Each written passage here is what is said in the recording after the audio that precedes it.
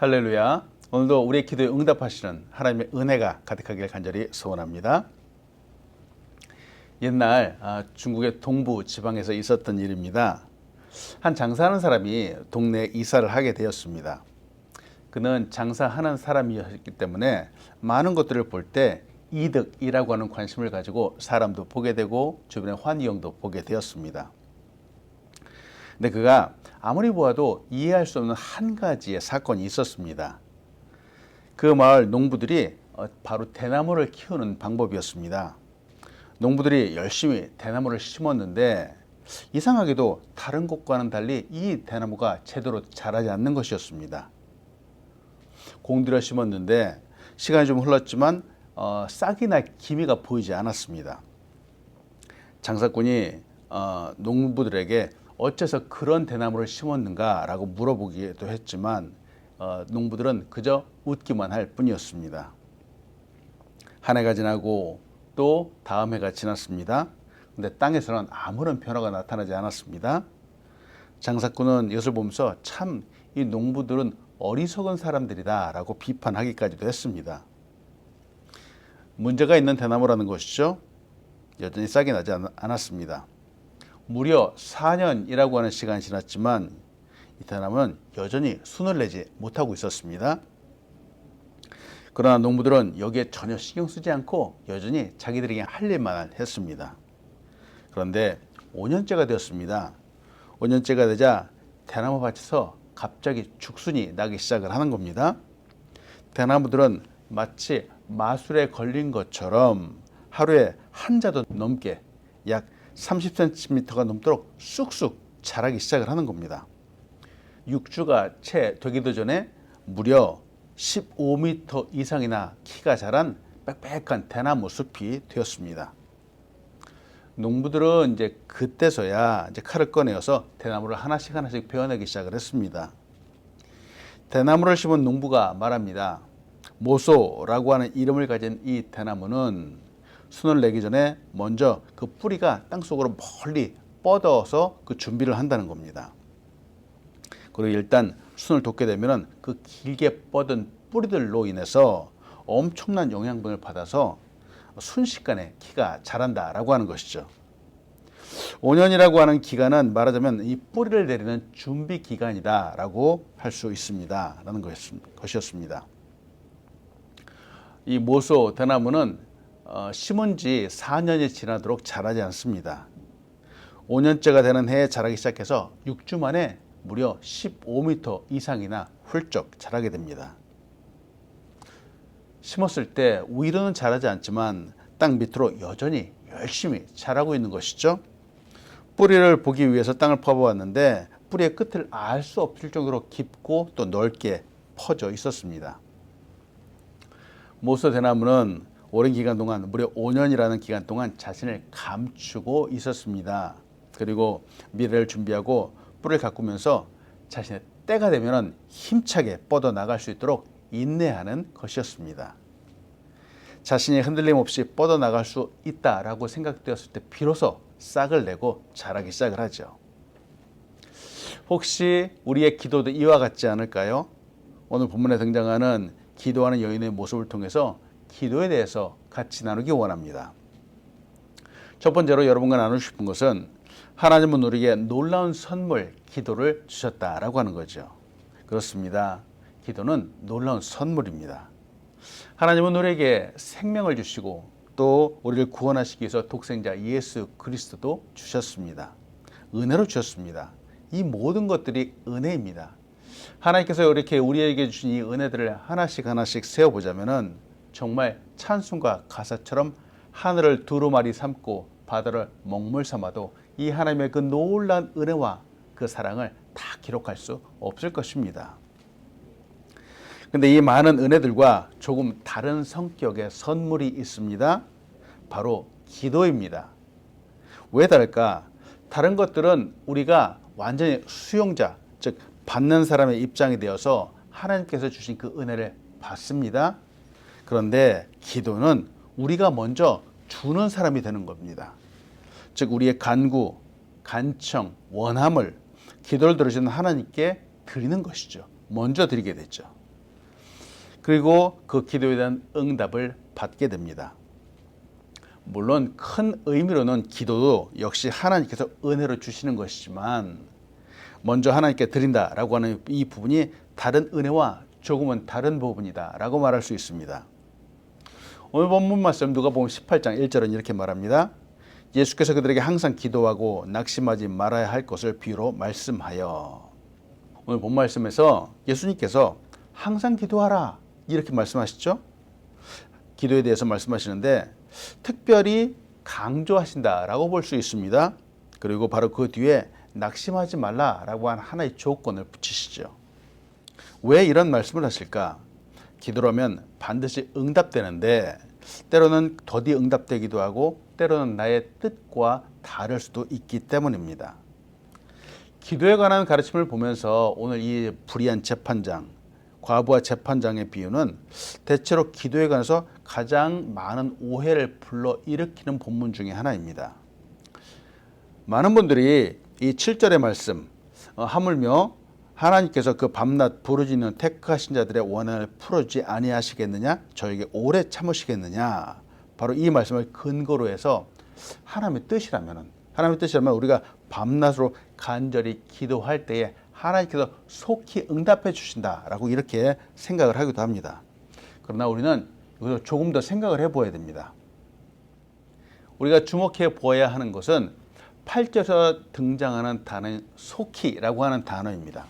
이 속히, 여기에서는 근본적으로 예수님의 재림의 때를 말한다라고 할 수 있습니다. 오늘 본문 말씀에서 앞부분인 누가복음 17장 20절에서 37절을 보면은 바로 이것은 예수님의 재림의 날에 관한 내용입니다.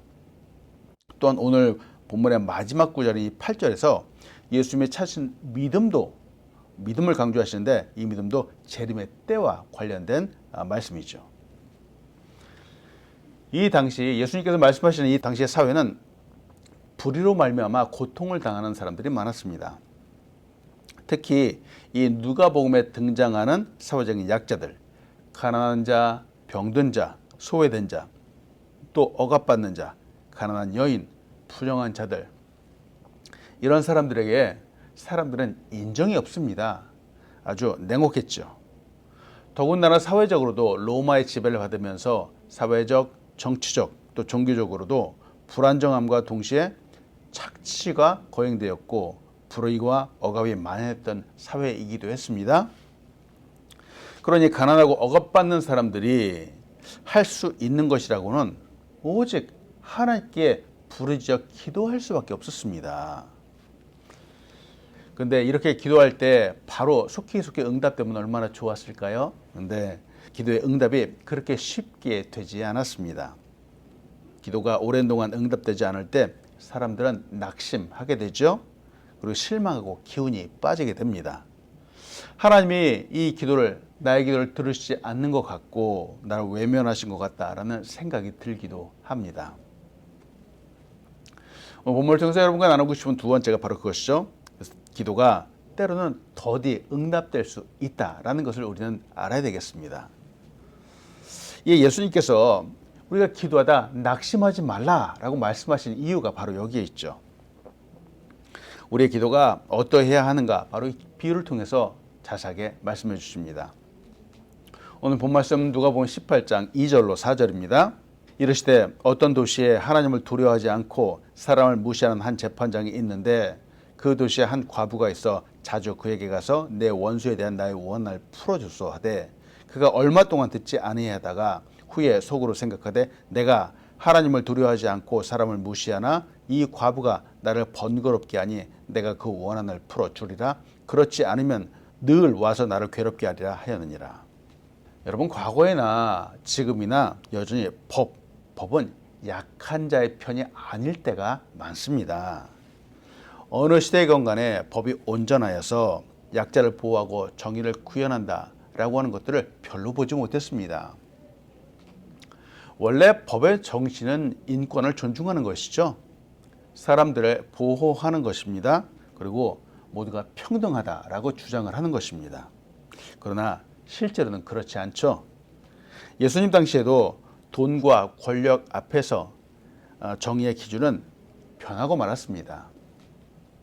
권력을 가진 사람들이 사회적인 약자를 무시하는 것은 당연시 되었습니다. 오늘 등장하는 이 재판장은 힘을 가진 사람입니다. 기득권입니다. 권력을 가진 사람이죠. 이에 반대로 또 등장하는 과부는 가장 약한 사람입니다. 힘이 없는 사람이죠. 당시 사회에서 과부는 가장 약한 사람으로 분류되고 취급되어서 늘 구제의 대상이기도 했습니다. 남편이 없습니다. 남편이 없기 때문에 보호를 받을 수도 없고 또한 경제적으로도 늘 빈곤할 수밖에 없었습니다. 스스로 자립하기가 엄청나게 힘이 들었습니다. 이 재판관은 하나님을 두려워하지 않는 사람입니다. 그는 그의 불의한 행위가 심판받을 것이다 라는 걱정도 하지 않는 사람이죠. 그러다 보니까 자기 마음대로 하는 사람입니다. 그러니 사람을 무시하고 또 자기가 마음 내키고 기분 내키는 대로 하는 사람이기도 했습니다. 이 재판장은 이 과부의 원한을 알고 있었습니다. 과부가 그에게 자주 갔다라고 오늘 성경은 말하죠. 이는 오늘 처음 간 게 아니라라고 하는 뜻이죠. 계속해서 몇 번을 수시로 찾아갔습니다. 원한을 풀어달라고 가서 간청을 수시로 한 것이죠. 이 상황은 또한 재판관이 과부의 원한을 지금 무시하고 있다라고 하는 상황을 보여주죠. 무슨 이유에서일까? 잘 모르겠습니다. 그는 계속 무시하고 늑장을 부리고 시간을 끌었습니다. 아마 자기가 보기에 이 사건이 작다 별것 아니다라고 생각했을지도 모르겠습니다. 혹은 돈이 되지 않거나 특별히 무엇인가를 나에게 이루어지지 않는 것이라고 관심을 두지 않았겠죠. 그래서 무시했습니다. 그러나 여인은 계속해서 찾아가서 자기의 사정을 말합니다. 간청을 합니다. 왜냐하면 이것만이 오직 이 여인의 살 길이기 때문입니다. 한 번으로 포기하지 않았습니다. 아마 포기할 수 없었을 겁니다. 원한을 풀어달라는 것이죠. 아마 악한 사람에 의해서 피해를 본 것이죠. 재판관은 이 과부의 권리에는 별다른 관심이 없습니다. 그래도 자신이 번거로운 것은 싫었던 것 같습니다. 옳지 않은 사람이었지만 옳지 않은 그 이유 때문에 결국은 옳은 일을 행하게 되었습니다. 과부가 계속해서 귀찮게 할 것이 싫었기 때문이죠. 그래서 여인의 원한을 풀어주고 그 여인의 권리를 찾아주었습니다. 재판관의 이 독백, 다음부터 나오는 6절부터 8절까지는 이 비유에 대한 예수님의 해석입니다. 세 번째로 같이 보고 싶은 것은 기도는 반드시 응답된다라는 것이죠. 오늘 본 말씀 누가복음 18장 6절부터 8절입니다. 주께서 또 이르시되 불의한 재판장이 말한 것을 들으라 하물며 하나님께서 그 밤낮 부르짖는 택하신 자들의 원한을 풀어주지 아니하시겠느냐? 그들에게 오래 참으시겠느냐? 내가 너에게 이르노니 속히 그 원한을 풀어주시리라. 그러나 인자가 올 때 세상에서 믿음을 보겠느냐 하시니라. 아멘. 여기서 예수님은 원한을 풀어주지 아니하겠느냐 하고 말씀하시죠. 근데 이를 다른 성경에서는 원한이라고 하는 이 단어보다는 사실은 권리를 찾아준다라고 하는 개념이 더 강합니다. 왜냐하면 지금 이 장소는 재판관이 있고 억울한 과부가 있고 이 장소가 바로 재판장입니다. 법정입니다. 이 법정에서 그냥 개인의 억울함을 호소한다라는 것은 그렇게 큰 효력을 발휘할 수 없습니다. 법적인 동기가 부족하죠. 비록 온전하지 않은 법이지만 그래도 재판관의 판결을 이끌어내고 즉 사람들을 움직이게 하기 위해서는 원한이라고 하는 그런 주제보다는 권리 혹은 정의라고 하는 주장으로 접근을 해야지 그 효력이 더 발생을 하게 되죠. 여기서 힘없는 과부는 사회적인 약자를 상징을 합니다. 그리고 밤낮 부르짖는 택하신 자들을 말하기도 합니다. 불의한 재판장, 이 불의한 재판장은 많은 사람들이 하나님으로 보기도 하는데 하나님은 아닙니다. 그냥 부조리한 사회, 하나님을 두려워하지 않는 사람이라고 볼 수 있습니다.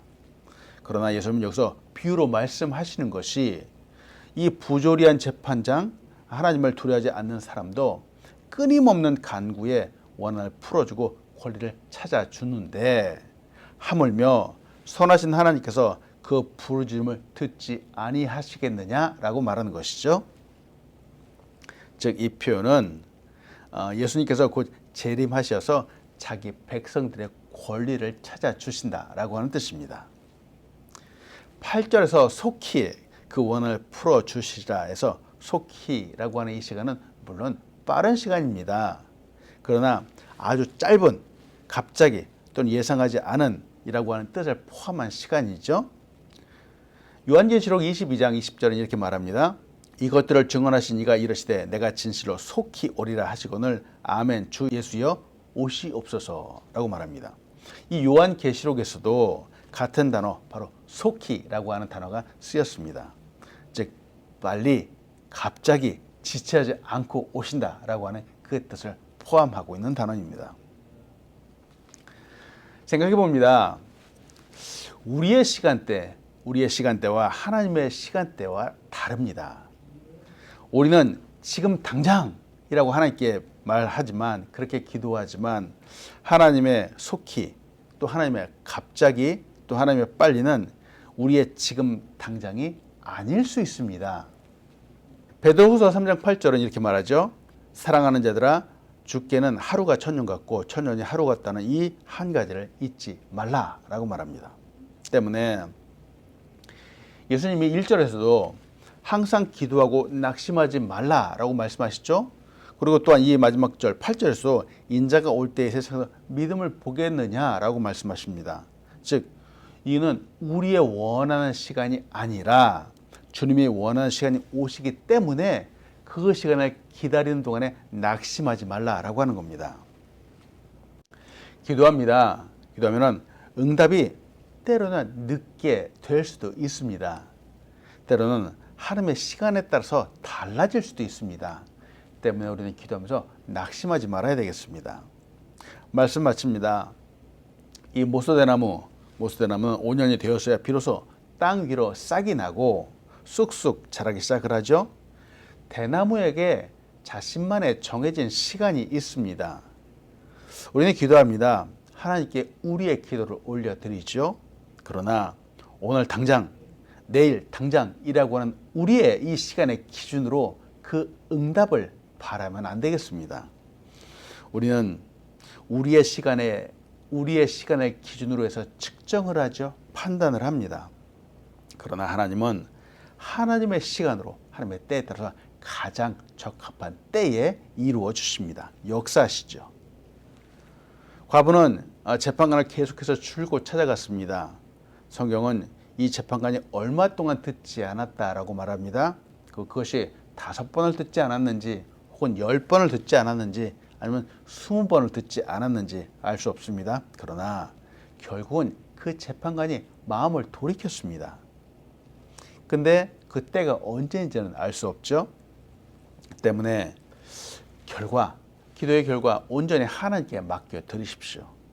그리고 우리의 할 일은 낙심하지 않고 계속해서 끊임없이 기도하는 것입니다. 간구하는 것이죠. 우리의 기도는 반드시 응답될 것입니다.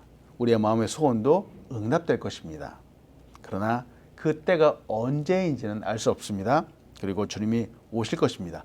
주님도 반드시 오실 것입니다. 그러나 또한 이때가 언제인지 우리는 알 수 없습니다. 다만 하나님이 계획하신 그때에 지체하지 않으시고 반드시 오신다라고 약속해 주셨습니다. 오늘도 우리 기도하면서 낙심하지 말고 주님이 오시는 그 날을 간절히 사모하면서 승리하는 우리가 되길 간절히 소원합니다. 아멘. 기도하겠습니다. 하나님 감사합니다. 오늘도 우리 귀한 말씀으로 다시 한번 조명하여 주시고 다시 한번 깨닫게 하시며 감사함을 드립니다. 하나님 기도합니다. 그러나 우리의 시간의 기준으로 하나님 그 기도의 응답을 바라지 않고 하나님의 때에 맞추어서 아버지 기다릴 수 있도록 도와주시옵소서. 기도하면서 낙심하지 않게 인도하여 주시고 오직 우리에게 가장 선을 베푸시고 가장 좋은 곳을 응답해 주시는 하나님을 믿고 오늘도 담대히 나가는 우리 귀한 사람 될 수 있도록 축복하여 주시옵소서. 귀한 교회를 세우시고 인도하시네 감사함을 드립니다. 오늘도 건강한 교회로 세워주시고 많은 사람이 와서 은혜 받고 아버지 이 시대에 빛을 발하는 교회로 설 수 있도록 축복하여 주시옵소서. 오늘도 우리 귀한 사람들 가정마다 하늘의 문을 여시고 크신 은혜와 역사 축복들을 가득히 부어 주시옵소서. 감사합니다. 예수님의 이름으로 기도합니다. 아멘.